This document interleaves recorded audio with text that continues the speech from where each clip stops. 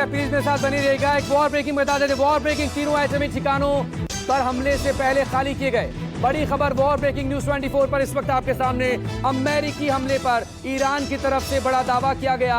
तीनों एटमी ठिकाने जिन पर हमले किए गए, यानी कि फोर्दो, नतान्ज और इस्फहान, ये दरअसल हमले के पहले खाली कर दिए गए थे। ये बड़ा दावा ईरान की तरफ से आ रहा है, ईरानी मीडिया की तरफ से आ रहा है। संजीव प्लीज इस पर रिस्पॉन्ड कीजिए। संजीव प्लीज। जी हाँ, देखिए ये शुरुआती जानकारी आ रही है जो ईरान की तरफ से, उसमें कहा यह जा रहा है कि इन हमलों की तैयारियों के मद्देनज़र ईरान की अपनी तैयारी थी और ईरान ने वो तमाम एनरिच्ड मटेरियल संभवतः उसे एक दूसरी जगह पे ट्रांसफ़र कर दिया था। पर ये यूरेनियम एनरिच्ड को ट्रांसफ़र किया जा सकता है, वो बहुत ही दुरूह प्रक्रिया है, वो बहुत आसान नहीं है। लेकिन बड़ी बात तो ये होती है कि जो उनके अपने इंस्टॉलेशन होते हैं उसको ट्रांसफ़र वो नहीं कर सकते हैं। बहुत ही मेहनत से तैयार किए जाते हैं वो रिसर्च लैब्स, जिसे बहुत आसानी से ट्रांसफ़र नहीं किया जा सकता है। तो क्या वो नुकसान जो है उसे आंशिक रूप से कम कर लिया गया है?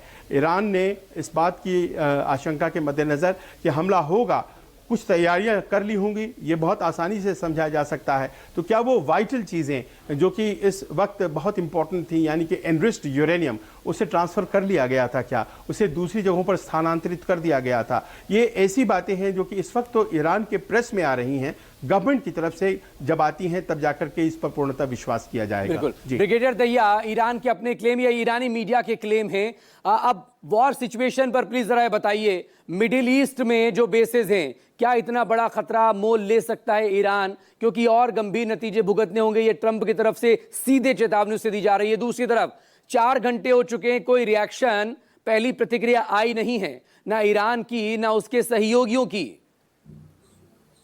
तो जहां तक कि ईरान का हमला अमेरिकन बेसिस जो कि मिडिल ईस्ट में है, उसका पहला तो वार्निंग उन्होंने इशू कर दिया। उन्होंने बोला कि जो सिविलियन पॉपुलेशन उसके आसपास बेसिस के पास है वो वहां से हट जाए। लेकिन इसको उसकी फेस वैल्यू पे नहीं लिया जा सकता। ये जब लड़ाई लड़ी जाती है तो इंफॉर्मेशन वॉरफेयर भी साथ साथ चलता है और प्रोपेगेंडा वॉर भी साथ साथ चलता है।